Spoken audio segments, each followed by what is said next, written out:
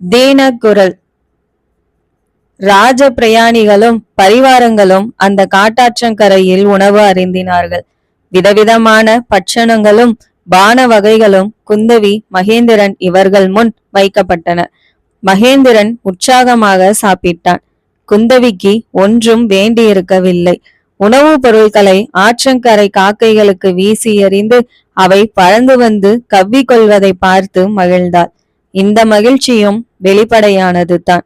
மனத்திலே அந்த காட்டாற்று வெள்ளத்தில் மூழ்கி மாண்டு போன இரத்தின வியாபாரியின் நினைவு பெரிய பாரமாய் இருந்தது. ஆம், இறந்து போனவன் இரத்தின வியாபாரி தான், சோழ நாட்டு ராஜகுமாரன் அல்ல என்று குந்தவி ஒருவாறு முடிவு செய்து கொண்டிருந்தாள். தன் உள்ளத்தை கவர்ந்த சுகுமாரனுக்கு அத்தகைய கதி நேர்ந்ததே என்ற எண்ணத்தை அவளால் சகிக்க முடியவில்லை. ஆகையால் அதில் நம்பிக்கையும் பிறக்கவில்லை. உணவருந்தி சற்று இளப்பாரி விட்டு எல்லாரும் கிளம்பி கரையேறிய போது குந்தவிக்கு ஒரு நினைவு தோன்றியது. அகால மரணமடைந்தவர்களின் ஆவி அவர்கள் இறந்த இடத்திலேயே சுற்றி கொண்டிருக்கும் என்று சொல்வார்கள். அது உண்மையா? ஒருவேளை அந்த இளம் இரத்தின வியாபாரியின் ஆவியும் இந்த ஆற்றங்கரையிலேயே வட்டமிட்டு கொண்டிருக்குமா? நள்ளிரவில் இங்கே பயங்கரமாக அலறுமோ? இப்படி அவள் எண்ணிய போது எங்கேயோ வெகு தொலை தூரத்திலிருந்து மிகவும் தீனமான ஒரு குரல் கேட்பது போலிருந்தது. அந்த மெலிந்த குரல் அம்மா அம்மா என்பது போல் அவளுக்கு தோன்றியது.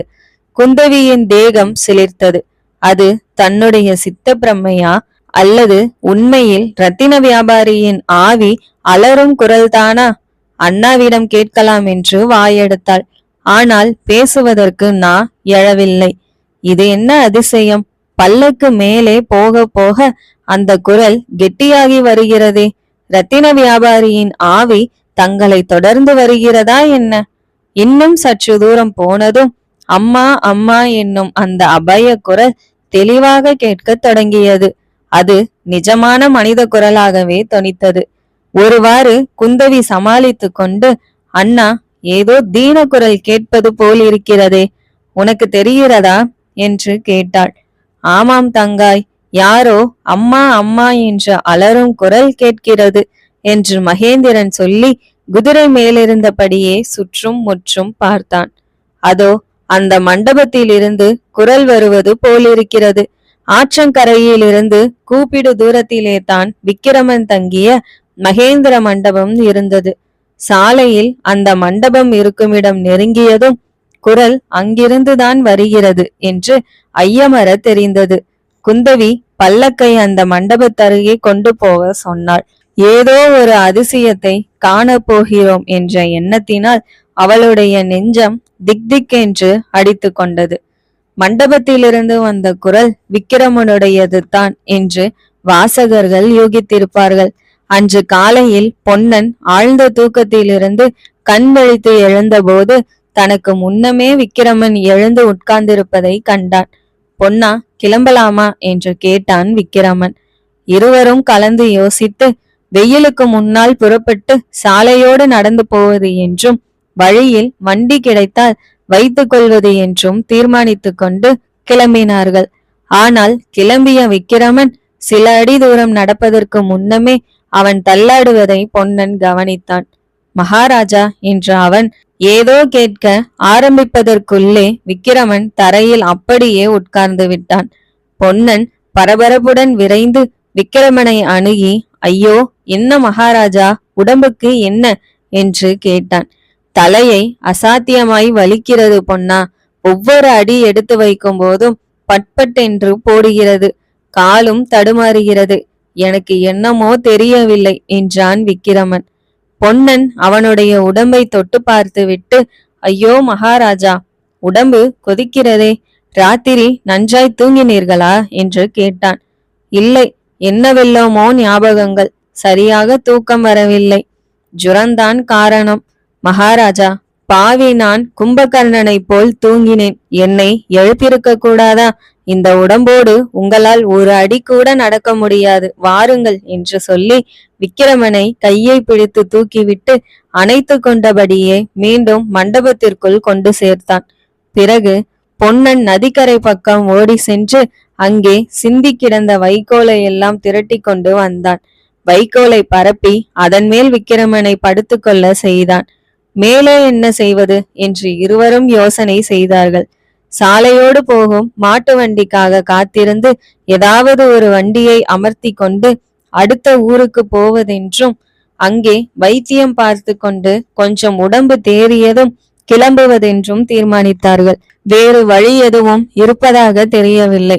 ஐயோ, இச்சமயம் வள்ளி இங்கே இல்லாமல் போனாலே, ஏதாவது மந்திர சக்தியினால் அவள் திடீரென்று இங்கே வந்துவிடக் கூடாதா என்று பொன்னன் அடிக்கடி எண்ணமிட்டான். ஜுரமாக கிடக்கும் விக்கிரமனுக்கு வேண்டிய சிசுரிஷை செய்ய அவனுக்கு ஒன்றும் தெரியவில்லை. கொஞ்ச நேரத்துக்கெல்லாம் விக்கிரமன் தாகம் தாகம் என்று பறந்தான். அந்த மண்டபத்தின் பின்புறத்தில் பிரயாணிகள் சமையல் செய்துவிட்டு எரிந்திருந்த மண் சட்டிகள் சில கிடந்தன. அவற்றில் ஒரு சட்டியை பொன்னன் எடுத்துக்கொண்டு போய் நதியிலிருந்து தண்ணீர் கொண்டு வந்தான்.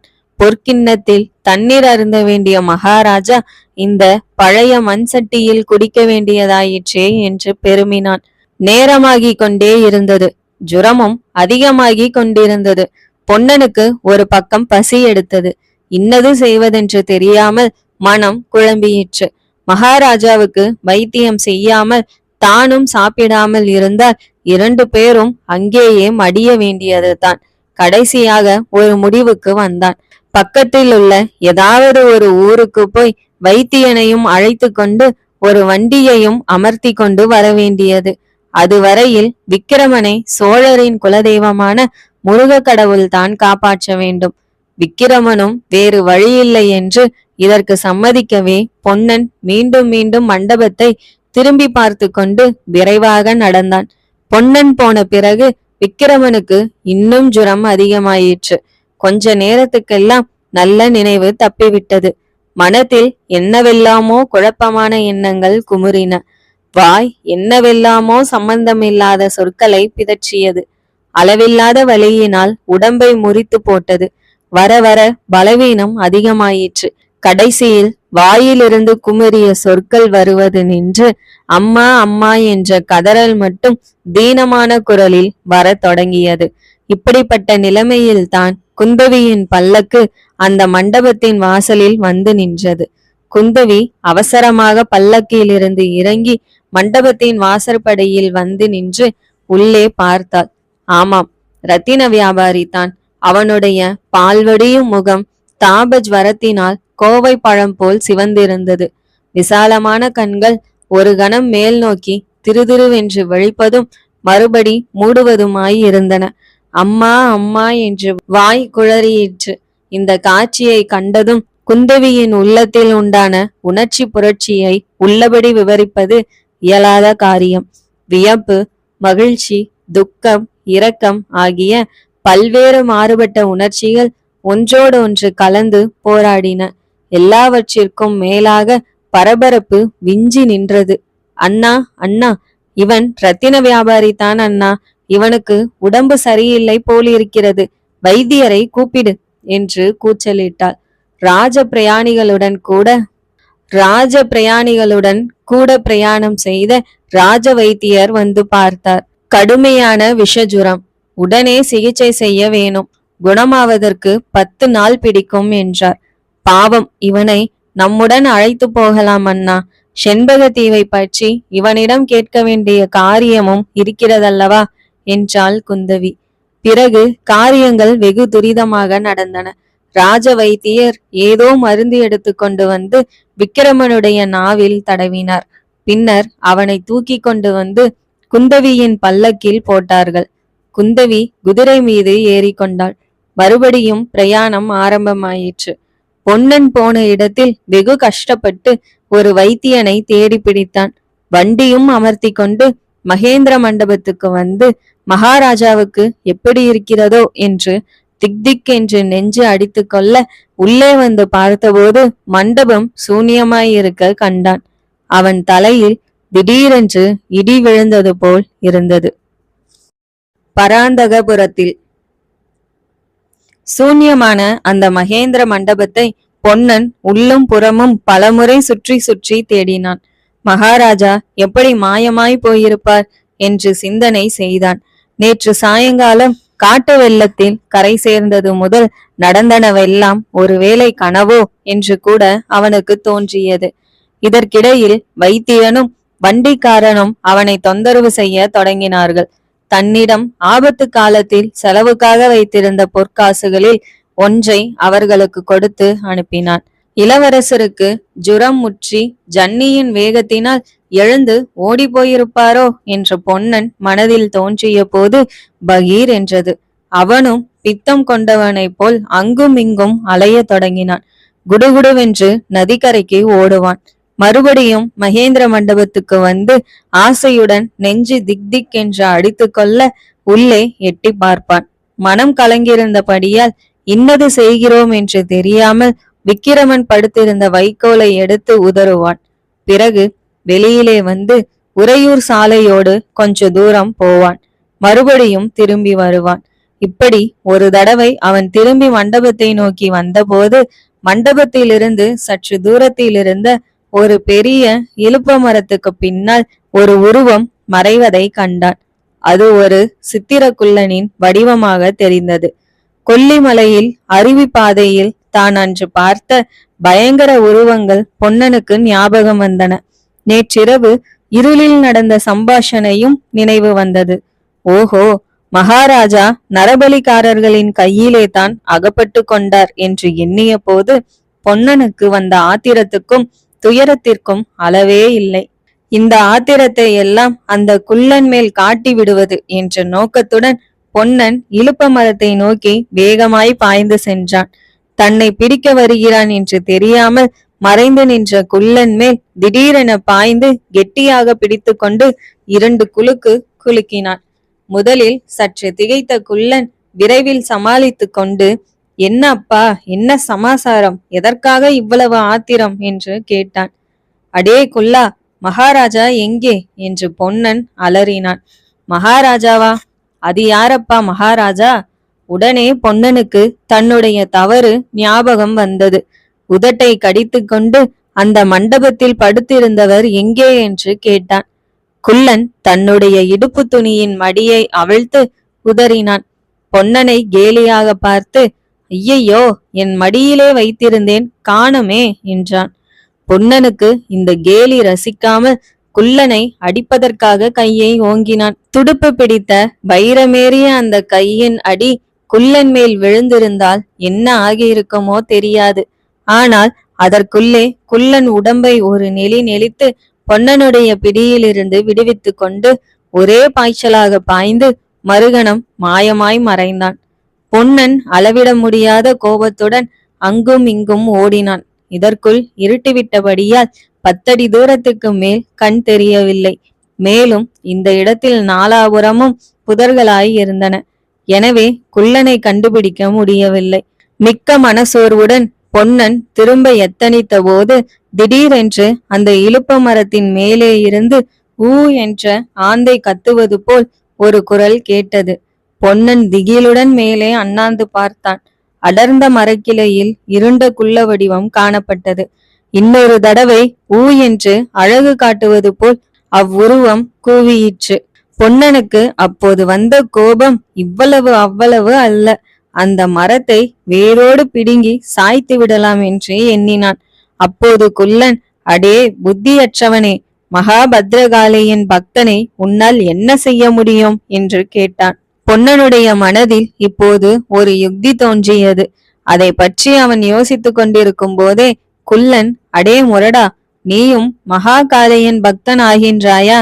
உன் கஷ்டங்கள் எல்லாம் நீங்கும் என்றான். என்னையா காளி பக்தனாக சொல்லுகிறாய் என்று பொன்னன் சிரித்தான். ஏண்டா சிரிக்கிறாய்? ஜாக்கிரதை, காளையின் கோபத்துக்கு ஆளாவாய். அப்போது பொன்னன், நான் சேர்ந்து விட்டேன் அப்பா, சேர்ந்து விட்டேன். ஆனால் என்ன பிரயோசனம்? கபால பைரவர் எனக்கு இட்ட கட்டளையை நிறைவேற்ற தவறிவிட்டேனே.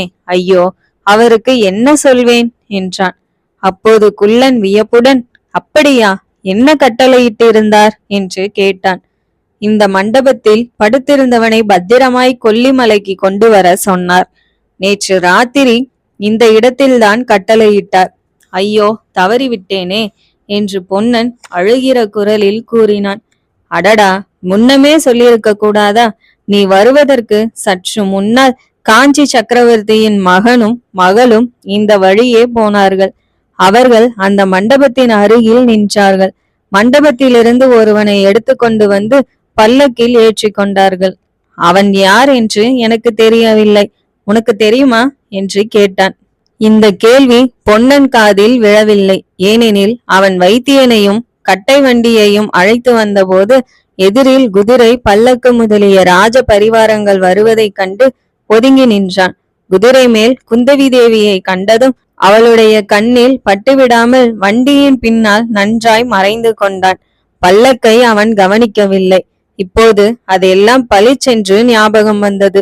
குள்ளன் சொல்வது உண்மையாய் இருக்கலாம் என்று தோன்றியது. ஏனப்பா மௌனமாய் இருக்கிறாய், என்ன யோசிக்கிறாய் என்று குள்ளன் மரத்தின் மேலிருந்து கேட்டான். பொன்னன் அவனை பார்த்து, என்ன யோசிக்கிறேனா? உன்னை எப்படி காளிக்கு பலி கொடுப்பது என்றுதான் யோசிக்கிறேன் என்று கூறி கீழே கிடந்த ஒரு கல்லை எடுத்து அவன் மேல் வீசி எறிந்தான். குள்ளன் அப்போது முன்னம் விக்கிரமன் கத்தியை ஓங்கியவுடன் செய்ததை போல் வாயை குவித்து கொண்டு தீர்க்கமான ஒரு கூச்சலை கிளப்பினான். அந்த பயங்கரமான ஒலியை கேட்டதும் பொன்னனுக்கு உடம்பெல்லாம் மயிர் கூச்சல் எடுத்தது. அங்கிருந்து அவன் ஒரே ஓட்டமாக உறையூர் சாலையை நோக்கி ஓடத் தொடங்கினான். அந்த காட்டாற்றங்கரையிலிருந்து சுமார் காது தூரத்தில் இருந்த பராந்தகபுரம் என்னும் ஊரை பொன்னன் அடைந்த போது இருட்டி ஒரு ஜாமத்துக்கு மேலிருக்கும். ஆனால் அங்கே தீவர்த்தி வெளிச்சமும் வாத்திய முழக்கமுமாய் ஏக தடபுடலாய் இருந்தது. பொன்னன் என்னவென்று விசாரித்த போது சக்கரவர்த்தியின் திருக்குமாரரும் திருக்குமாரியும் விஜயம் செய்திருப்பதாகவும் அவர்களுக்கு வரவேற்பு உபசாரங்கள் அவ்வூர் கோயிலில் நடந்து கொண்டிருப்பதாகவும் அதற்காக ஊருக்கு வெளியே கூடாரங்கள் அடிக்கப்பட்டிருப்பதாகவும் தெரிந்து கொண்டான். அவர்கள் ஆலயத்தில் இருக்கும் சமயத்தில் தன்னுடைய சோதனையை முடித்து கொள்ள வேண்டும் என்ற எண்ணத்துடன் கூடாரங்கள் அடிக்கப்பட்டிருந்த இடத்திற்கு பொன்னன் விரைந்து சென்றான். ஊரை சேர்ந்தாற்போல் ஒரு மைதானத்தில் கூடாரங்கள் அடிக்கப்பட்டிருந்தன. யுவராஜா மகேந்திரனும் குந்தவி தேவியும் கோயிலுக்கு போயிருந்தபடியால் இங்கே அவ்வளவு ஜனக்கூட்டம் இல்லை. சில காவற்காரர்கள் மட்டும் அங்கும் இங்கும் நின்றார்கள். பணி பெண்களும் ஏவலாளர்களும் கூடாரங்களுக்குள் படுக்கை விரித்தல் முதலிய காரியங்களை செய்து கொண்டிருந்தார்கள். மைதானத்தின் ஒரு புறத்தில் கிழுவை செடிகளால் ஆன உயரமான வேலி அமைந்திருந்தது. அந்த வேலி ஓரமாக பொன்னன் சென்றான். ஓரிடத்தில் 2 பணிப்பெண்கள் வம்பு பேசிக் கொண்டிருந்தது அவன் காதில் விழுந்தது. ஏண்டி மரகதம், திருவெண்ணை நல்லூரில் போய் இரவு தங்குவதற்காக அல்லவா ஏற்பாடு இருந்தது, இங்கே எதற்காக தங்கியிருக்கிறோம் என்று ஒருத்தி கேட்டாள். உனக்கு தெரியாதா என்ன? வைத்தியர் சொன்னாராம், நோயாளிக்கு அமைதி வேண்டும் என்று. பல்லக்கிலே நெடுந்தூரம் தூக்கி கொண்டு போனால் அவரது உடம்பு நெகிழ்ந்து கொள்ளலாம் என்றாராம். அதற்காகத்தான். ஆமாண்டி, அது யாரடி அப்பேற்பட்ட நோயாளி? அவனுக்காக இவ்வளவு தடபுடல் படுகிறதே. அவன் செண்பகத்தீவிலிருந்து வந்த ரத்தின வியாபாரியாம். தேவசேனன் என்று பெயராம். மாமல்லபுரத்து வீதியில் நமது தேவியை பார்த்தானாம். உறையூரில் இருக்கும் தன் தாயாரை பார்க்க போவதாக சொன்னானாம். அவன் அந்த ஆற்றங்கரை மண்டபத்தில் அனாதையாய் கிடக்கவே தேவி அவனை நம்மோடு உறையூருக்கு அழைத்து கொண்டு போகலாம் என்று பல்லக்கில் ஏற்றி கொண்டாள். அடி மரகதம், இதில் ஏதோ மர்மம் இருக்கிறதடி. என்ன மர்மம்? கட்டாயம் இருக்கிறது. இல்லாவிட்டால் வழியில் அனாதையாய் கிடந்தவனுக்கு இப்படி ராஜ வைத்தியமும் ராஜோபச்சாரமும் நடக்காதடி மரகதம். அவனை இந்த ஊரிலேயே விட்டுவிட்டு வைத்தியம் பார்த்து அனுப்பி வைக்க சொல்லலாம் அல்லவா? நம்மோடு எதற்காக பல்லக்கில் ஏற்றி அழைத்து போக வேண்டும்? ஆமாண்டி தங்கம், அதற்கு காரணம் இருக்கிறது. ஆனால் உனக்கு சொல்ல மாட்டேன். சொல்லாமற் போனால் நான் உன்னோடு பேச போவதில்லை. இல்லையடி, கோபித்து கொள்ளாதே. இங்கே கிட்டவா, சொல்லுகிறேன். யார் காதிலாவது விழப்போகிறது. சொல்லு பின்னே. உறையூர் ராஜகுமாரன் செண்பகத்தீவில் தான் இருக்கிறானாம். அவனை நம் தேவி காஞ்சி நகர் வீதியிலே பார்த்ததும் அவனை மன்னிக்கும்படி சக்கரவர்த்தியிடம் வேண்டிக் கொண்டதும் தெரியுமோ இல்லையோ அந்த ராஜகுமாரனை பற்றி விசாரித்து தெரிந்து கொள்ளலாம் என்றுதான் பின்னோடு இந்த ரத்தின வியாபாரியை அழைத்து வருகிறார். ஓஹோ, அப்படியானால் உறையூருக்கு போன பிறகும் இவன் தம்முடன் வசந்த மாளிகையிலே தான் இருப்பானாக்கும். ஆமாம். ஏண்டி மரகதம், அந்த ரத்தின வியாபாரியை நீ பார்த்தாயடி? பார்க்காமல் என்ன, நான் தானே அவனுக்கு மருந்து கொடுக்கிறேன். அவன் இளம் வயதா? ஆமாம். அதனால் என்ன? ரொம்ப அழகாயிருக்கிறானாமே, முகத்தில் கலை சொட்டுகிறதாமே. அதற்காக எனக்கென்னமோ மரகதம் கொஞ்சம் கூட பிடிக்கவில்லை. அப்படிப்பட்டவனை நமது தேவி தன் பக்கத்தில். அடி பாவி, தேவியை பற்றி ஏதாவது சொன்னாயோ உன் நாக்கை சுட்டு விடுவேன். சண்டாளி, தேவியை பற்றி நான் என்னடி சொன்னேன்? ஏதோ சொல்ல ஆரம்பித்தாயே. தேவியை பற்றி சொல்வேனாடி? அப்படிப்பட்ட இளம் ரூபவாணனுக்கு பக்கத்தில் உன்னை கொண்டு போய் விட்டு மருந்தும் கொடுக்க சொன்னால் நீ லேசுப்பட்டவளாடி? பெரிய மாயக்காரியாச்சே. வேற ஏதாவது மருந்து கொடுத்து விட்டாயானால்? ஐயையோ, கில்லாதடி.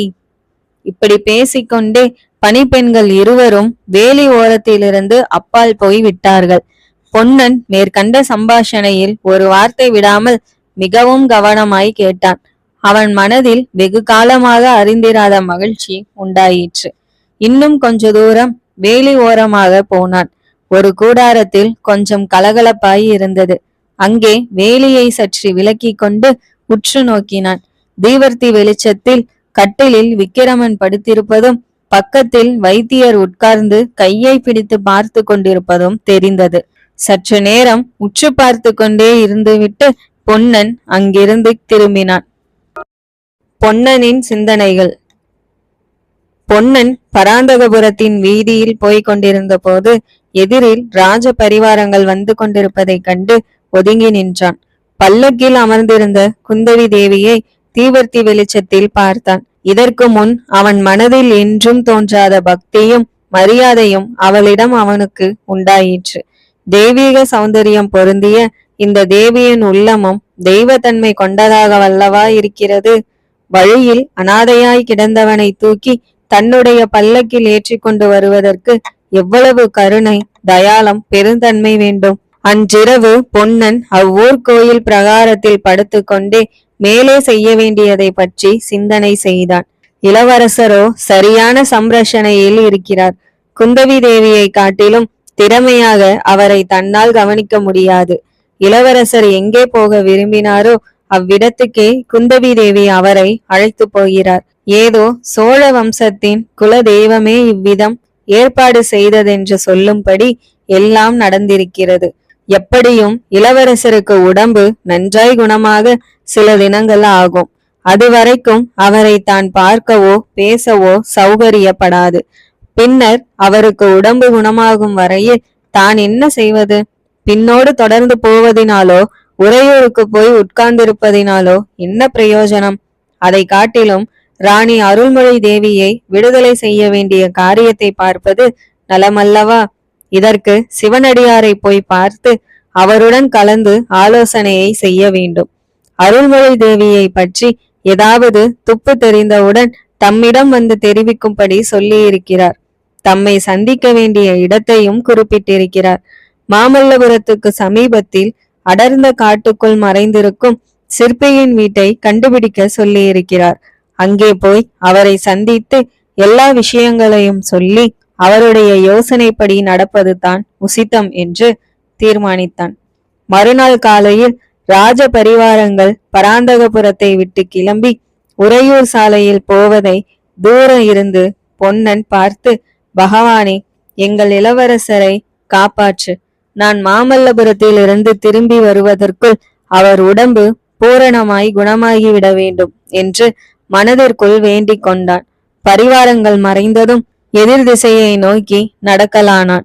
அவனுடைய கால்கள் மாமல்லபுரத்தை நோக்கி சென்று கொண்டிருந்த போதிலும் உள்ளம் மட்டும் இளவரசர் படுத்திருந்த பல்லக்குடன் உறையூரை நோக்கி போய்க் கொண்டிருந்தது. குந்தவி தேவியின் பராமரிப்பில் இளவரசர் இருப்பதினால் ஏற்படக்கூடிய அபாயம் அவனுக்கு அடிக்கடி நினைவு வந்து கொண்டிருந்தது.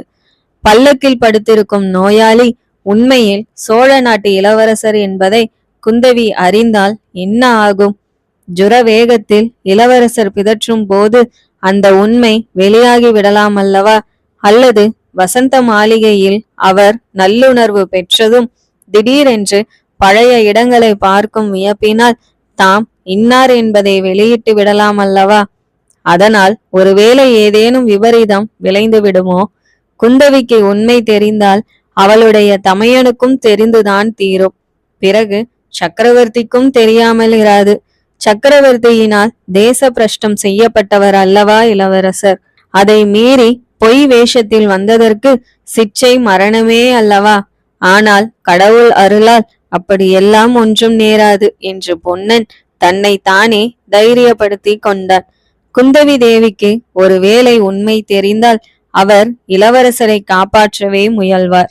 முன்னம் தேச பிரஷ்ட தண்டனை விதிக்கப்பட்ட போதே அவருக்காக மன்னிப்பு கோரி மன்றாடியதாக கேள்விப்பட்டிருக்கிறோமே. அதை பற்றி சிவனடியார் அருள்மொழி ராணியிடம் எவ்வளவெல்லாம் சொன்னார். சிவனடியாரையும் குந்தவி தேவியையும் பற்றி சேர்ந்தாற்போல் நினைத்ததும் பொன்னனுக்கு நேற்றிரவு மகேந்திர மண்டபத்தின் வாசலில் நடந்த சம்பாஷணை நினைவு வந்தது. மனதில் இன்னதென்று சொல்ல முடியாத கவலையும் திகிலும் உண்டாயின. சிவனடியாரை பிடித்து கொண்டு வரும்படி குந்தவி தேவி மாரப்ப பூபதிக்கு கட்டளையிட்டிருக்கிறாராமே. இது எதற்காக? அந்த சிவனடியார் தான் யார்? அவர் உண்மையில் உத்தம புருஷர்தானா அல்லது கபட சந்நியாசியா? சோழ குலத்துக்கு அவர் உண்மையில் சிநேகிதரா அல்லது சிநேகிதர் போல் நடிக்கும் பகைவரா? இளவரசர் திரும்பி வந்திருப்பது பற்றியும் இப்போது குந்தவி தேவியின் பராமரிப்பில் வசந்த மாளிகைக்கு போயிருப்பது பற்றியும் அவரிடம் சொல்லலாமா கூடாதா? ஐயோ, அதெல்லாம் பற்றி இளவரசரிடம் கலந்து பேசாமற் போனோமே என்று பொன்னன் துக்கித்தான். இன்னொரு விஷயம் பொன்னனுக்கு வியப்பை அளித்தது. இளவரசரை ஒற்றர் தலைவன் ஆபத்திலிருந்து விடுவித்த பிறகு அன்றிரவு காட்டில் ஒரு சிற்பியின் வீட்டில் தங்கியதாக அல்லவா சொன்னார். தன்னை சிவனடியார் வந்து காண சொல்லி இருப்பதும் காட்டின் நடுவில் உள்ள சிற்பியின் வீட்டில்தானே. அடையாளங்களை பார்த்தால் இரண்டும் ஒரே இடமாக அல்லவா தோன்றுகிறது. ஒற்றர் தலைவனுக்கும் சிவனடியாருக்கும் ஏதேனும் சம்பந்தம் உண்டா? சிவனடியார் ஒரு மகான் என்ற எண்ணம் பொன்னனுக்கு பூரணமாக இருந்தது. அவர் தன்னை ஒரு சமயம் மாரப்பனிடம் அகப்படாமல் காப்பாற்றியதை அவன் எந்த நாளும் மறக்க முடியாது. இன்னும் அருள்மொழி ராணி அவரிடம் பூரண நம்பிக்கை வைத்திருந்தார் என்பதிலும் சந்தேகம் இல்லை. ஆனாலும் அவர் உண்மையான சிவனடியார் அல்ல, அவ்விதம் வேடம் பூண்டவர் என்று சந்தேகிப்பதற்கு வேண்டிய ஆதாரங்கள் இருந்தன. வள்ளி இவ்விதம் சந்தேகித்ததுடன் அவர் யார் என்பதை பற்றியும் ஒரு யூகம் கூறினாள். அதாவது அவர் உண்மையில் பார்த்திப மகாராஜா தான். மகாராஜா போர்க்களத்தில் சாகவில்லை. தன்னந்தனியே தாம் உயிர் தப்பி வந்ததை அவர் யாருக்கும் தெரிவிக்க விரும்பாமல் சிவனடியார் வேஷம் பூண்டுகிறார் என்று வள்ளி சொன்னாள். அவளுடைய மதியூகத்தில் பொன்னனுக்கு எவ்வளவோ நம்பிக்கை உண்டு என்றாலும் இதை அவனால் ஒப்புக்கொள்ள முடியவில்லை. அவனுடைய சந்தேகத்தை அதிகப்படுத்தும்படியான இன்னொரு சம்பவம் நேரிட்டது. அருள்மொழி ராணி தீர்த்த யாத்திரை கிளம்பி சென்ற பிறகு பொன்னன் பெரிதும் மனச்சோர்வு அடைந்திருந்தான். தோணி துறைக்கு சற்று தூரத்தில் காட்டிலிருந்த ஐயனார் கோயிலுக்கு போய் பிரார்த்தனை செய்யலாம் என்று அவன் போனான். அங்கே சந்நிதியில் வைத்திருந்த மண் யானைகளில் ஒன்று உடைந்து விழுந்திருப்பதை கண்டான். அதன் அருகில் அவன் சென்று பார்த்தபோது மண்குதிரையின் வயிற்றுக்குள் ஒரு துணி மூட்டை இருந்தது. அதிசயத்துடன் அவன் அந்த மூட்டையை அவிழ்த்து பார்த்தான். அதற்குள் புலித்தோல், ருத்ராட்சம், பொய் ஜடாமுடி முதலியவைகள் இருக்க கண்டான். அப்போது அவனுக்கு உண்டான வியப்புக்கு அளவே இல்லை. யோசிக்க யோசிக்க இது சிவனடியாருடைய வேஷ பொருட்கள் தான் என்பது நிச்சயமாயிற்று. அந்த வேஷதாரி யார்? அவர் நல்லவரா பொல்லாத சூழ்ச்சிக்காரரா? அவரை நம்பலாமா கூடாதா? அந்த பயங்கர மகா கபால பைரவர் மாரப்பன் காதோடு சிவனடியாரை பற்றி ஏதோ சொன்னாரே, அது என்ன? கருணையும் தயாளமும் உருக்கொண்ட குந்தவி தேவி எதற்காக அச்சிவனடியார் மேல் வெறுப்பு கொண்டிருக்கிறாள்? இதெல்லாம் பொன்னனுக்கு ஒன்றும் விளங்கவில்லை. ஆனால் அவன் ஒன்று நிச்சயம் செய்து கொண்டான். இந்த தடவை சிவனடியாரை சந்தித்ததும் அவரை தெளிவாக, சுவாமி தாங்கள் யார் என்று கேட்டுவிட வேண்டியதுதான். திருப்தியான விடை சொன்னால் இளவரசர் திரும்பி வந்ததை பற்றியும் அருள்மொழி ராணி இருக்குமிடத்தை பற்றியும் அவருக்கு தெரிவிக்க வேண்டும். தகுந்த மறுமொழி கூறி தன் சந்தேகத்தை தீர்க்காவிட்டால் ஒன்றும் சொல்லாமல் திரும்பி வந்துவிட வேண்டும். இளவரசருக்கு உடம்பு குணமான பிறகு அவரை எப்படியாவது சந்தித்து கலந்து ஆலோசித்துக் கொண்டு மேற்காரியங்களை செய்ய வேண்டும். இவ்விதம் பலவிதமாக யோசனைகளும் தீர்மானங்களும் செய்து கொண்டு பொன்னன் வழி நடந்து சென்றான். ஆங்காங்கே போக்கு வண்டிகள் கிடைக்கும் போதெல்லாம் ஏறிக்கொண்டு போனான். கடைசியில் மாமல்லபுரம் போகும் குறுக்கு பாதையிலும் இறங்கி சென்றான். காட்டின் மத்தியில் உள்ள சிற்பியின் வீட்டுக்கு சிவனடியார் மிக தெளிவாக அடையாளங்கள் சொல்லியிருந்தார். அந்த அடையாளங்கள் புலப்படுகின்றனவா என்று வெகு கவனமாய் பார்த்து கொண்டு அவன் போய்க் கொண்டிருக்கையில் அவனுக்கு எதிரே சற்று தூரத்தில் ஒரு குதிரை வருவதையும் அது சட்டென்று குறுக்கே காட்டில் புகுந்து போவதையும் பார்த்தான். குதிரை மேலிருந்த வீரன் தன்னை கவனித்தானா இல்லையா என்பது பொன்னனுக்கு தெரியவில்லை. ஆனால் இளவரசர் சொன்ன அடையாளத்தில் இருந்து அவன் ஒற்றர் தலைவனாய் இருக்கலாம் என்று தோன்றியது. திரும்ப வேண்டிய இடத்தை பற்றி சிவனடியார் கூறிய அடையாளங்கள் அதே இடத்தில் காணப்படவே பொன்னன் அங்கேயே தானும் திரும்பினான். படர்ந்து தழைத்திருந்த செடி கொடிகளை உராய்ந்து கொண்டு குதிரை போகும் சத்தம் நன்றாய் கேட்டுக்கொண்டிருந்தது. அந்த வழியை தொடர்ந்து பொன்னனும் போனான். ஒரு நாழிகை நேரம் இவ்விதம் போன பிறகு கொஞ்சம் திறந்த வெளி காணப்பட்டது. அதில் ஒரு அழகான சிற்ப வீடு தோன்றியது. அவன் சாலையில் பார்த்த குதிரை அவ்வீட்டின் பக்கத்தில் நிற்பதை கண்டான். அதே சமயத்தில் அவ்வீட்டுக்குள்ளிருந்து சிவனடியார் வெளியே வந்து புன்னகையுடன் அவனை வரவேற்றார். பொன்னனோ அளவில்லாத வியப்புடனும் திகைப்புடனும் அவரை உற்று நோக்கினான். பொன்னனும் சிவனடியாரும். சிவனடியாரை பார்த்த பொன்னன் ஏன் அவ்வளவு ஆச்சரியமடைந்தான் என்று சொல்ல வேண்டியதில்லை. குதிரையில் இருந்து இறங்கி அந்த சிற்ப வீட்டுக்குள் நுழைந்தவர் ஒருவராயும் வெளியில் வந்தவர் இன்னொருவராயும் இருந்ததுதான் காரணம். இரண்டு பேரும் ஒருவர்தானா, வெவ்வேறு மனிதர்களா? இந்த ஆச்சரியத்தையும் சந்தேகத்தையும் பொன்னன் முகத்தில் வெளிப்படுத்திய போதிலும் வார்த்தைகளினால் வெளிப்படவில்லை. வெளியிடுவதற்கு அவனுக்கு சந்தர்ப்பமும் கிடைக்கவில்லை. ஏனென்றால் அவனை பார்த்த உடனேயே சிவனடியார், பொன்னா, எவ்வளவு சரியான சமயத்தில் வந்தாய். இப்போதுதான் உன்னை நினைத்து கொண்டிருந்தேன். உறையூருக்கு புறப்பட்டு கொண்டிருந்தேன். இன்னும் சற்று நேரம் கழித்து வந்திருந்தாயானால் என்னை பார்த்திருக்க மாட்டாய் என்று பரபரப்புடன் பேசிக்கொண்டே போனார். திண்ணையில் அவர்கள் உட்கார்ந்து கொண்டதும், பொன்னா, சீக்கிரம் உன் சமாசாரத்தை சொல்லு. ரொம்ப முக்கியமான காரியம் ஏற்பட்டிருக்கிறது. அதை பற்றி பிறகு சொல்கிறேன். மகாராணியை பற்றி ஏதாவது தகவல் தெரிந்ததா என்று கேட்டார். பொன்னன், தெரிந்தது சுவாமி என்றான். பிறகு தான் கொல்லிமலை அடிவாரத்துக்கு போனது, அருவியை பிடித்து கொண்டு மேலேறியது, அங்கே ஒற்றைக்கை மனிதனும் குள்ளனும் வந்ததை கண்டு மறைந்திருந்தது, அவர்கள் திரும்பி வருவார்கள் என்று எதிர்பார்த்து 3 நாள் காத்திருந்து விட்டு திரும்பியது ஆகிய விவரங்களை சொன்னான். காட்டாற்று வெள்ளத்திலிருந்து விக்கிரமனை காப்பாற்றியது முதலியவற்றை சொல்லவில்லை. சிவனடியாரை பற்றிய உண்மையை தெரிந்து கொண்டு பிறகு சொல்லலாம் என்று இருந்தான். ஒற்றைக்கை மனிதனுடைய தோற்றத்தை பற்றி விவரமாக சொல்லும்படி சிவனடியார் கேட்க, பொன்னன் அவ்விதமே அவனுடைய பயங்கர தோற்றத்தை வர்ணித்துவிட்டு, சுவாமி, அந்த மனிதன் யார், உங்களுக்கு தெரியுமா என்று கேட்டான். பொன்னா, பார்த்திப மகாராஜாவின் பத்தினி அந்த கொல்லிமலையிலே தான் எங்கேயோ இருக்கிறாள், சந்தேகமில்லை. இதுவரையில் எனக்கு அர்த்தமாகாத விஷயங்கள் பல இப்போது அர்த்தமாகின்றன. அந்த மனிதன் யார் என்றா கேட்கிறாய்? மகா புருஷர்களும் பக்த சிரோமணிகளும் தோன்றிய இந்த புண்ணிய நாட்டில் நரபலி என்னும் பயங்கர வழக்கத்தை பரப்பி வரும் மகா கபால பைரவன்தான் அவன். நானும் எவ்வளவோ முயற்சி செய்து வருகிறேன் அவனை நேருக்கு நேர் காண வேண்டுமென்று. இன்று வரையில் முடியவில்லை. அவனை பற்றி இன்னொரு சந்தேகம் எனக்கிருக்கிறது. பொன்னா, ஏன் என் கண்ணில் அகப்படாமல் அவன் தப்பி திரிகிறான் என்பதை ஒருவாறு யூகிக்கிறேன். எல்லா உண்மையையும் சீக்கிரத்தில் நாம் 2 பேருமாக கண்டுபிடிக்க போகிறோம். பொன்னா, அதற்கு முன்னால் நமக்கு இன்னும் முக்கியமான காரியம் ஏற்பட்டிருக்கிறது. உனக்கு இப்போது ரொம்பவும் ஆச்சரியமளிக்கும் விஷயம் ஒன்றை சொல்ல போகிறேன். சோழ நாட்டு இளவரசர் திரும்ப வந்திருக்கிறார் என்று சொல்லி சிவனடியார் பொன்னனுடைய முகத்தை உற்று பார்த்தார். அவனுடைய முகத்தில் சிறிது வியப்புக்குறி காணப்பட்டதை தவிர குதூகலமும் மகிழ்ச்சியும் தோன்றாதது கண்டு சிவனடியார், என்ன பொன்னா, உனக்கு நான் சொல்வதில் நம்பிக்கை இல்லையா என்று கேட்டார். பொன்னன் இன்னும் சிறிது ஜாக்கிரதையுடன், தங்களுடைய வார்த்தையில் எனக்கு அவநம்பிக்கை ஏற்படுமா சுவாமி? ஆனால் இவ்வளவு அபாயத்துக்கு துணிந்து இளவரசர் ஏன் வந்தார் என்றுதான் கவலையாயிருக்கிறது என்றான். உண்மைதான் பொன்னா, இளவரசருக்கு ஏதோ அபாயம் நேர்ந்து விட்டது.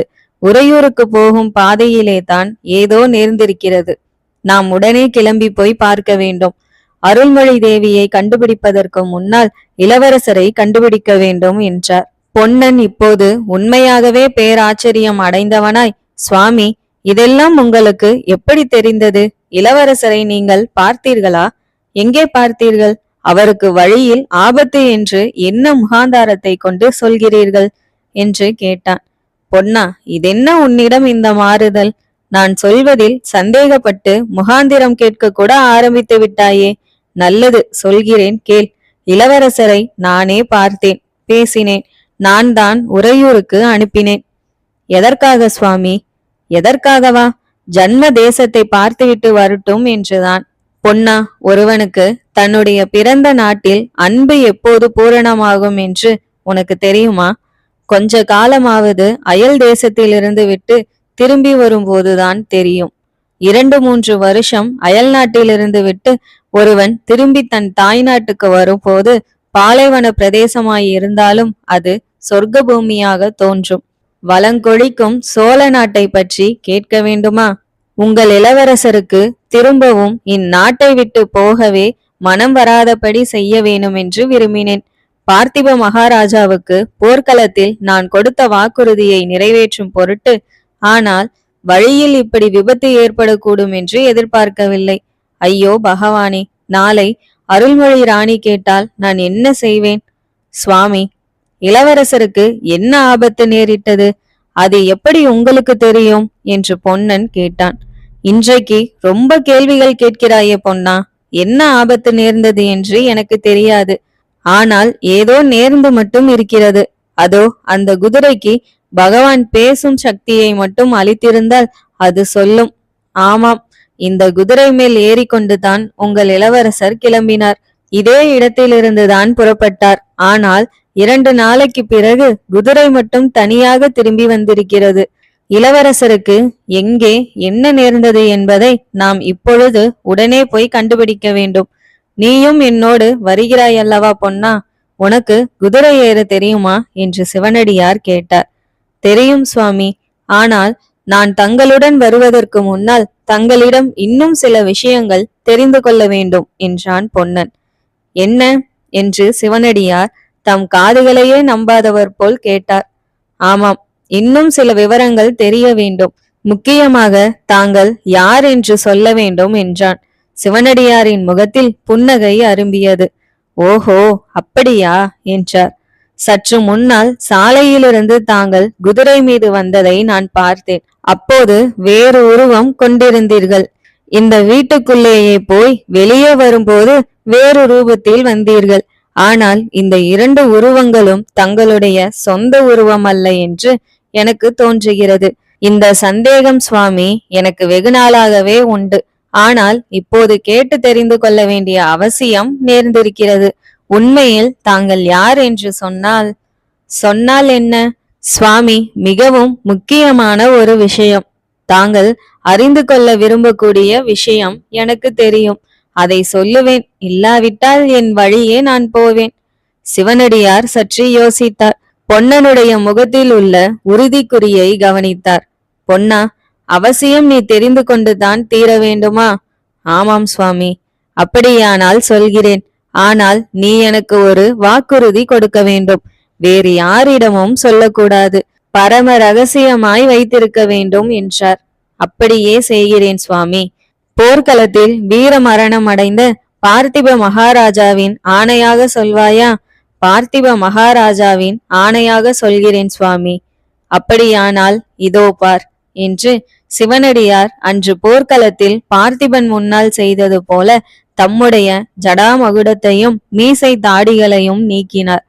பொன்னன், பிரபோ தாங்கள் தானா என்று சொல்லி அவர் முன்னால் சாஷ்டாங்கமாக நமஸ்கரித்தான்.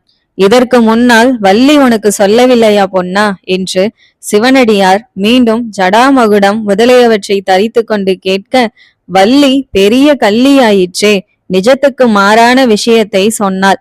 தங்களைத்தான் அவள் சொல்கிறாளா என்று நான் சந்தேகித்து கேட்டேன். இல்லை, தாங்கள் பார்த்திப மகாராஜா என்று ஒரு பெரிய பொய் புழுகினாள். அவளை லேசில் விடுகிறேனா பாருங்கள். எனக்கும் இப்போது ஒரு பெரிய ரகசியம் தெரியும். அதை அவளுக்கு சொல்வேனா என்றான்.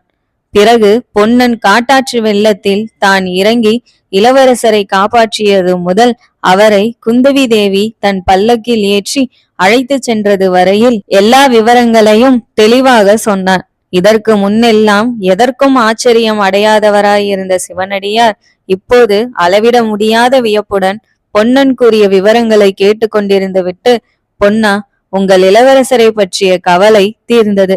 விக்கிரமன் பத்திரமாயிருப்பான். நாம் அருள்மொழி ராணியை தேடி விடுதலை செய்ய வேண்டும் என்றார்.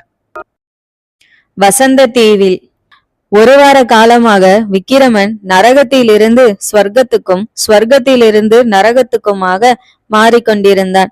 நாலாபுறமும் பயங்கர தீ கொழுந்து விட்டெறிந்து கொண்டிருக்கிறது. பார்த்திப மகாராஜா விக்கிரமனுடைய கையை பிடித்து கொண்டு, குழந்தாய், உன்னுடைய ஜன்ம தேசத்துக்காக நீ இந்த தீயில் இறங்குவாயா என்று கேட்கிறார். அருகில் அருள்மொழி ராணி கண்ணீரும் கம்பளையுமாய் நிற்கிறாள். இறங்குவேன் அப்பா என்று விக்கிரமன் துணிந்து விடை சொல்கிறான். தந்தையின் கைப்பிடி தளர்கிறது. விக்கிரமன் நெருப்பில் இறங்கி செல்கிறான். உடம்பெல்லாம் கொதிக்கிறது, சுடுகிறது, வேகிறது, எரிகிறது. ஆனால் உணர்வு மட்டும் அப்படியே இருக்கிறது. ஐயோ, இப்படி எத்தனை காலம் எரிந்து கொண்டிருப்பது? ஏன் உயிர் போக மாட்டேன் என்கிறது? ஏன் உடம்பு அப்படியே இருக்கிறது என்று எண்ணி விக்கிரமன் துடிதுடிக்கிறான். திடீரென்று ஒரு குளிர்ந்த கை அவனுடைய எரியும் கரத்தை பற்றுகிறது. இன்னொரு குளிர்ந்த கை அவனுடைய கொதிக்கும் மார்பை தொடுகிறது. எரிகிற அந்த தீயின் நடுவில் செந்தாமரையொத்த குளிர்ந்த முகமொன்று தோன்றி அவனை கருணையுடன் நோக்குகிறது.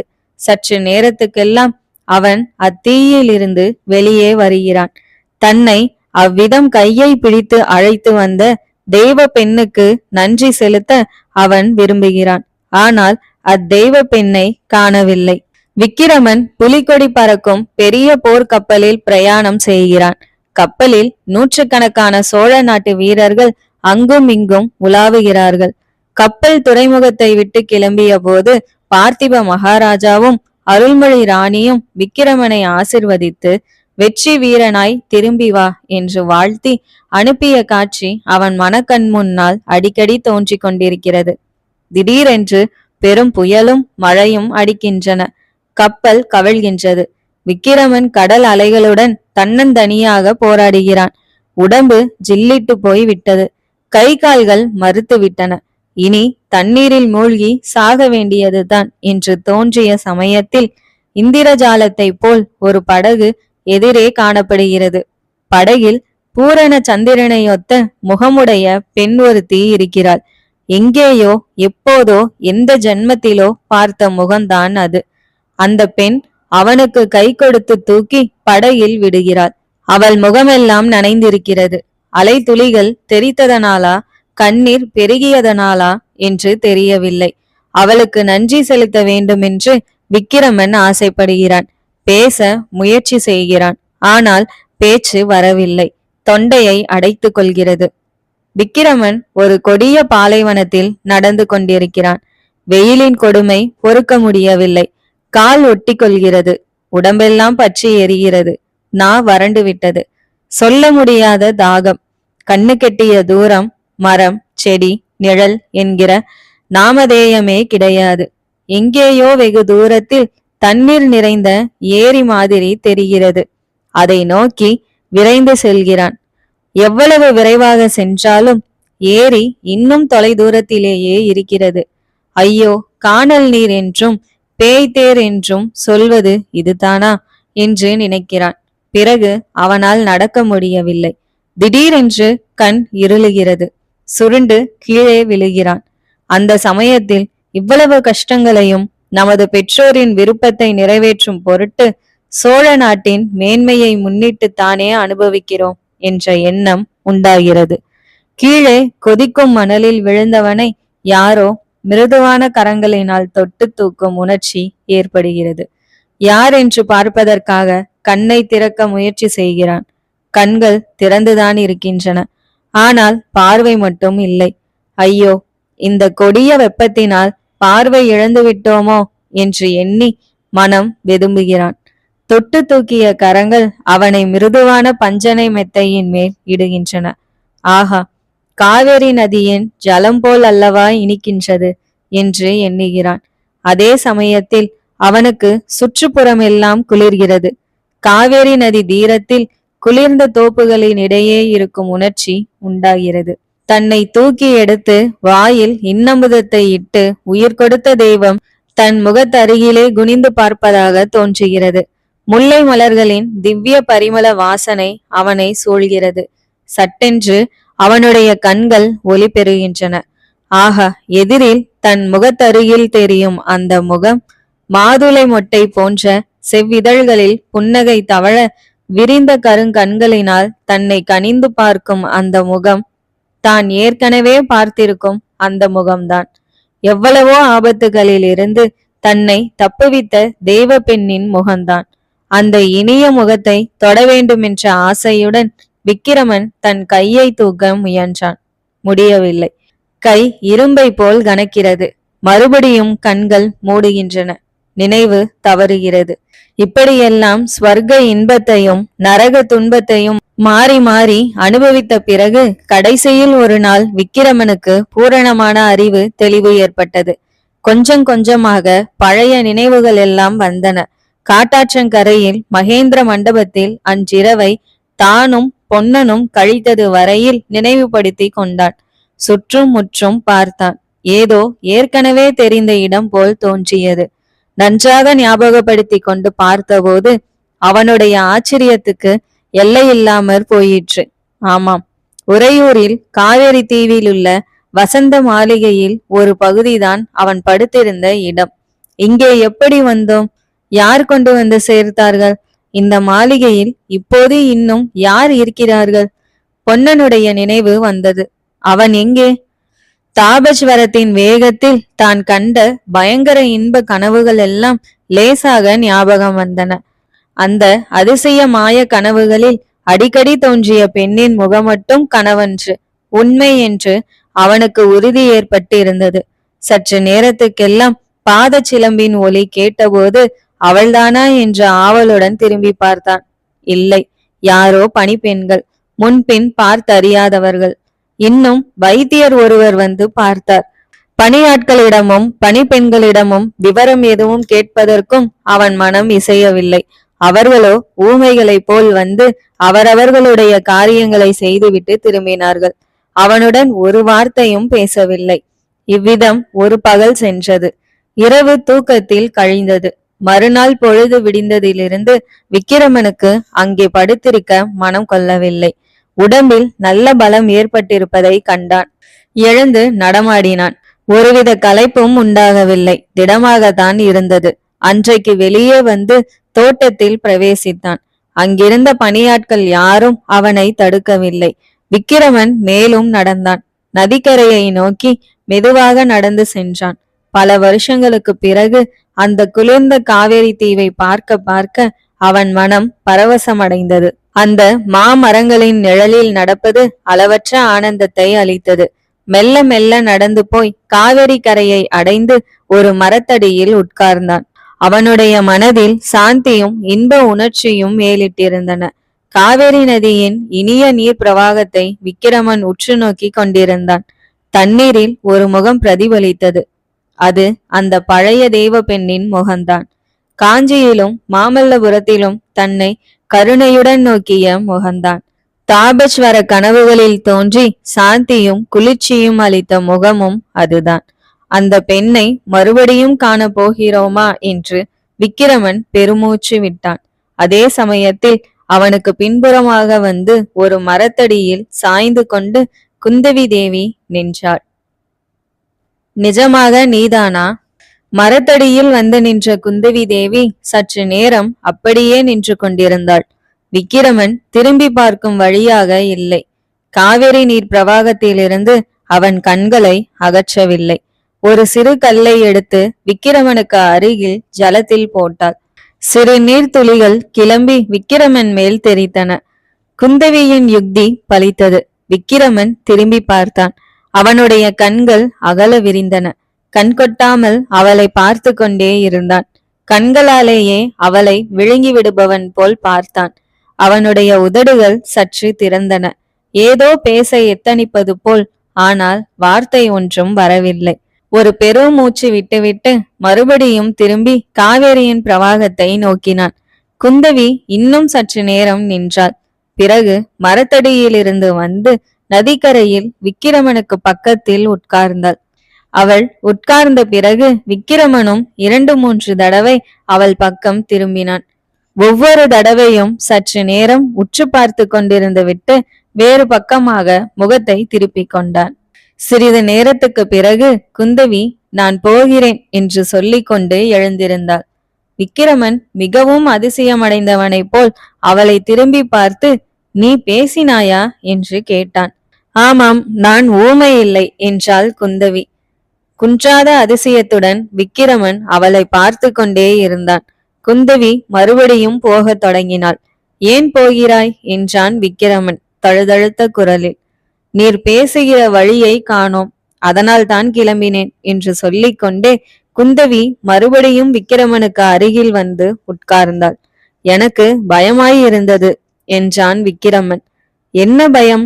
ஒரு அபலை பெண்ணை கண்டு பயப்படுகிற நீர் தனி வழியே கிளம்பலாமா? உன்னை கண்டு பயப்படவில்லை. பின்னே நான் காண்பது கனவா அல்லது ஜுரவேகத்தில் தோன்றும் சித்த பிரம்மையோ என்று நினைத்தேன்.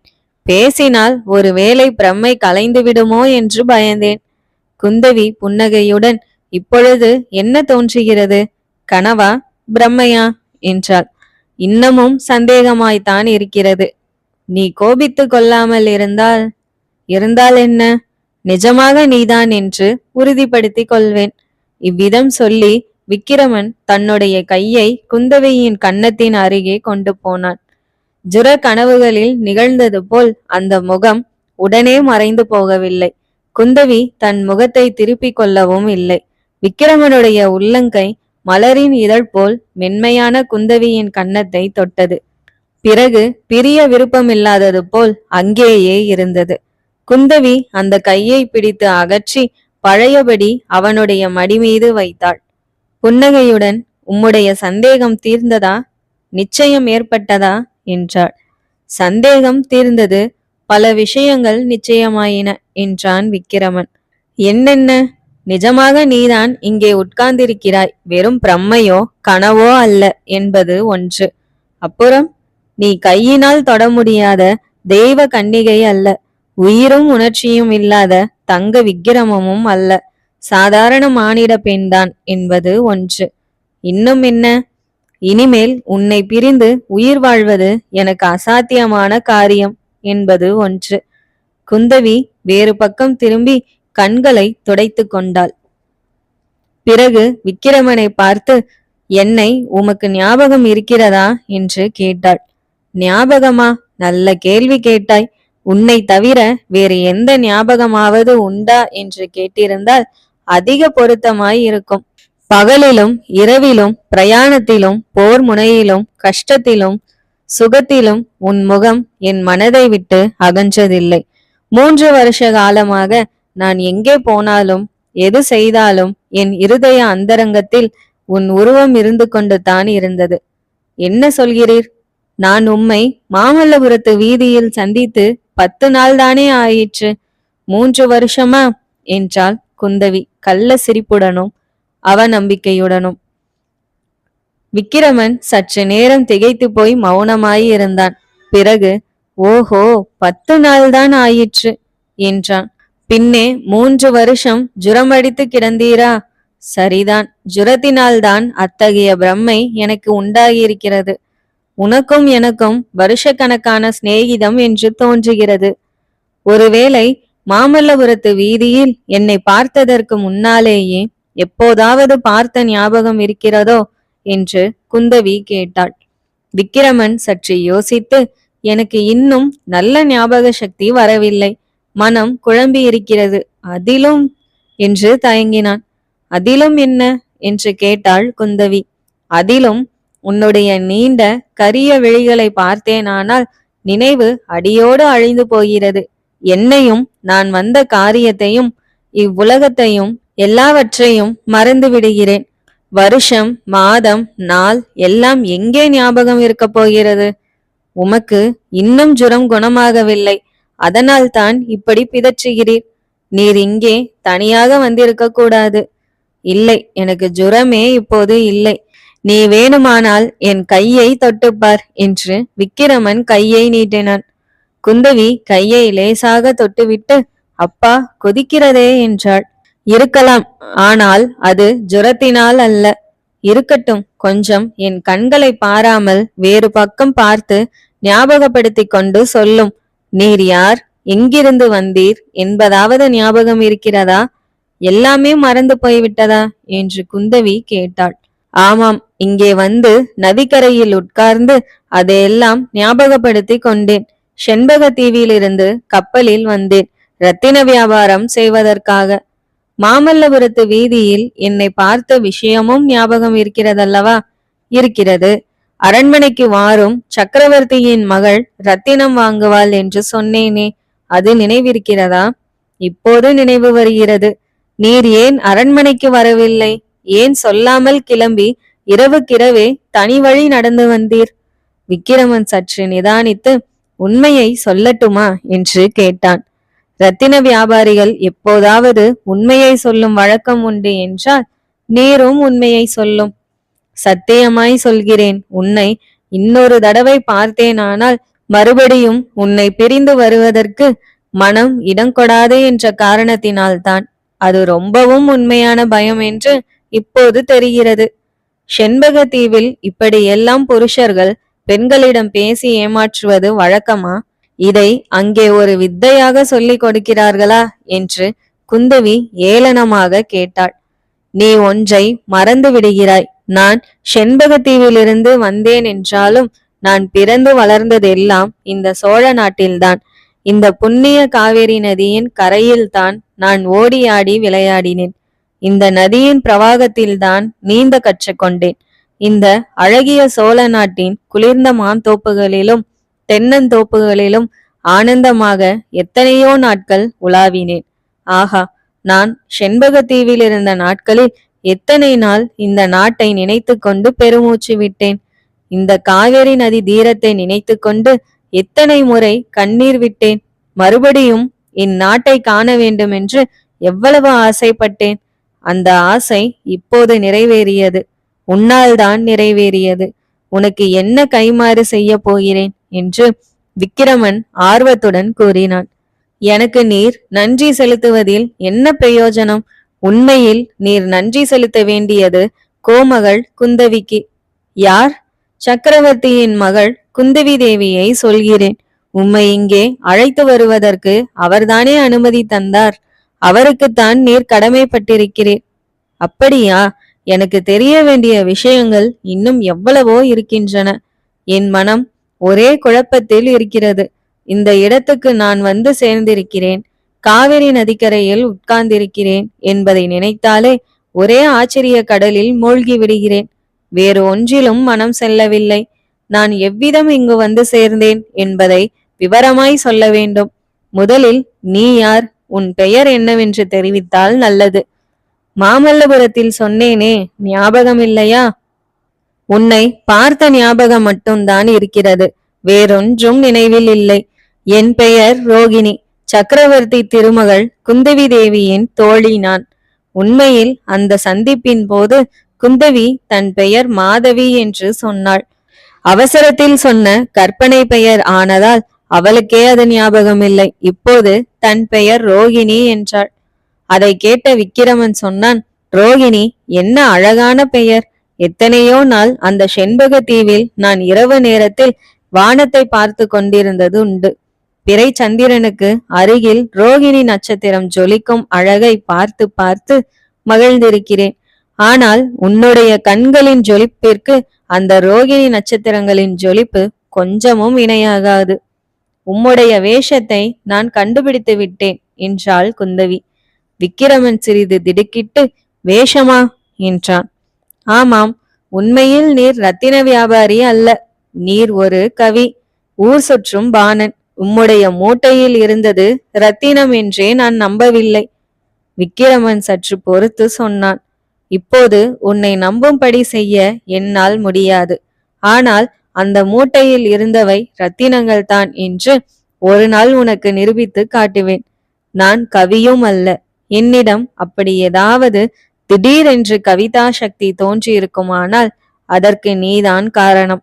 உன்னுடைய முகமாகிய சந்திரனிலிருந்து பொங்கும் அமுத கிரணங்களினால். போதும், நிறுத்தும் உம்முடைய பரிகாசத்தை. இனிமேல் சகிக்க முடியாது என்றாள் குந்தவி. பரிகாசமா என்று விக்கிரமன் பெருமூச்சு விட்டான். பிறகு, உனக்கு பிடிக்காவிட்டால் நான் பேசவில்லை. நான் எப்படி இங்க வந்து சேர்ந்தேன் என்பதை சொன்னால் ரொம்பவும் நன்றி செலுத்துவேன் என்றான். காஞ்சியிலிருந்து உறையூர் வரும் பாதையில் மகேந்திர மண்டபம் ஒன்றில் ஜுர வேகத்தினால் நினைவு இழந்து நீர் கிடந்தீர். அங்கு எப்படி வந்து சேர்ந்தீர்? அதற்கு முன்னால் என்னென்ன நேர்ந்தது என்று நீர் சொன்னால் பிறகு நடந்ததை நான் சொல்லுகிறேன். விக்கிரமன் தனக்கு நேர்ந்ததையெல்லாம் ஒருவாறு சுருக்கமாக சொன்னான். எல்லாவற்றையும் கேட்டுவிட்டு குந்தவி தேவி கூறினாள். சக்கரவர்த்தியின் மூத்த குமாரர் மகேந்திரரும் குந்தவி தேவியும் காஞ்சியிலிருந்து உறையூருக்கு பிரயாணம் செய்து கொண்டிருந்தார்கள். தேவியுடன் நானும் வந்தேன். அந்த காட்டாற்றை தாண்டி வந்தபோது மகேந்திர மண்டபத்துக்குள்ளிருந்து அம்மா அம்மா என்று அலறும் குரல் கேட்டது. நான் அம்மண்டபத்துக்குள் வந்து பார்த்தேன். மாமல்லபுரத்தில் பார்த்த ரத்தின வியாபாரி நீர்தான் என்று அடையாளம் கண்டு கொண்டேன். பிறகு குந்தவி தேவியிடம் உம்மையும் அழைத்து வர அனுமதி கேட்டேன். அவர் கருணை செய்து சம்மதித்தார். உமக்கு உடம்பு பூரணமாக குணமாகும் வரையில் இங்கேயே உம்மை வைத்திருக்கவும் அனுமதித்திருக்கிறார். ஜுர கனவுகளில் நான் அடிக்கடி உன்னுடைய முகத்தை கண்டேன். அதெல்லாம் கனவல்ல, உண்மையிலேயே உன்னைத்தான் பார்த்தேன் என்று இப்போது தெரிகிறது. இருக்கலாம், நீர் ஜுரமடித்து கிடக்கையில் அடிக்கடி உம்மை நான் வந்து பார்த்தது உண்மைதான். இவ்வளவுக்கும் குந்தவி தேவியின் கருணைதான் காரணம். விக்கிரமன் ஏதோ யோசனையில் ஆழ்ந்தான். குந்தவி கேட்டாள், சக்கரவர்த்தியின் மகளை பற்றி நான் இவ்வளவு சொல்கிறேன், ஒரு வார்த்தையாவது நீர் நன்றி தெரிவிக்கவில்லையே. அவ்வளவு கல் நெஞ்சமா உமக்கு? பல்லவ குலத்தைச் சேர்ந்த யாருக்கும் நான் நன்றி செலுத்த முடியாது. குந்தவி தேவியை நேரில் பார்த்தால் இப்படி சொல்ல மாட்டீர். பிறகு என்னை கூட உடனே மறந்து விடுவீர். சத்தியமாய் மாட்டேன். 1000 குந்தவி தேவிகள் உனக்கு இணையாக மாட்டார்கள். இருக்கட்டும், இப்போது இந்த மாளிகையில் அவர்கள் இருவரும் இருக்கிறார்களா? யார் இருவரும்? அண்ணனும் தங்கையும். யுவராஜா மகேந்திரர் இங்கே இல்லை. அவர் திரும்பவும் காஞ்சிக்கு போய்விட்டார். சீன தேசத்தில் இருந்து யாரோ ஒரு யாத்ரீகர் வந்திருக்கிறாராம். அவர் இந்த பாரத நாடு முழுவதும் யாத்திரை செய்துவிட்டு காஞ்சிக்கு வருகிறாராம். யுவான் ஸ்வாங் என்ற விசித்திரமான பெயரை உடையவராம். சக்கரவர்த்திக்கு இச்சமயம் முக்கிய வேலை வந்திருப்பதால் அந்த யுவான் ஸ்வாங்கை உபசரித்து வரவேற்பதற்காக யுவராஜா உடனே வரவேண்டும் என்று செய்தி வந்தது. இங்கு வந்த 2ஆம் நாளே மகேந்திரர் புறப்பட்டு போய்விட்டார். பார்த்தீரா, எங்கள் பல்லவ சக்கரவர்த்தியின் புகழ் கடல்களுக்கு அப்பால் வெகு தூரத்தில் உள்ள தேசங்களில் எல்லாம் கூட பரவி இருப்பதை. நீர் போயிருந்த நாடுகளில் எல்லாம் எப்படி என்று கேட்டாள் குந்தவி. ஆம், அங்கே எல்லாம் கூட பல்லவ சக்கரவர்த்தியின் புகழ் பரவிதான் இருக்கிறது. அப்படிப்பட்ட சக்கரவர்த்தியின் ஆளுகையில் இருப்பது இந்த சோழ நாட்டுக்கு பெருமை இல்லையா? இந்த நாட்டு அரசகுமாரன் பல்லவ சக்கரவர்த்திக்கு கப்பம் கட்ட மறுத்து அந்த செண்பக தீவில் போய் காலம் கழிக்கிறானே, அது நியாயமா? உம்முடைய அபிப்பிராயம் என்ன என்று குந்தவி கேட்டு விக்கிரமனுடைய முகத்தை ஆவலுடன் நோக்கினாள். விக்கிரமன் அவளை நிமிர்ந்து நோக்கி, என்னை பொறுத்த வரையில் நான் இந்த சோழ நாட்டில் அடிமையாயிருப்பதை காட்டிலும் செண்பக தீவில் சுதந்திர பிரஜையாக இருப்பதையே விரும்புவேன் என்றான். நிச்சயமாகவா? என் நிமித்தமாக கூட நீர் இங்கே இருக்க மாட்டீரா என்று குந்தவி கேட்டபோது விக்கிரமன் அவளை இரக்கத்துடன் பார்த்து, அத்தகைய சோதனைக்கு என்னை உள்ளாக்க வேண்டாம் என்றான். இருவரும் ஒருவரை ஒருவர் அறிந்து கொண்டிருந்தார்கள். ஆனாலும் அறிந்து கொள்ளாதது போல் நடித்தார்கள். இந்த நாடகம் எத்தனை காலம் நீடித்திருக்க முடியும்?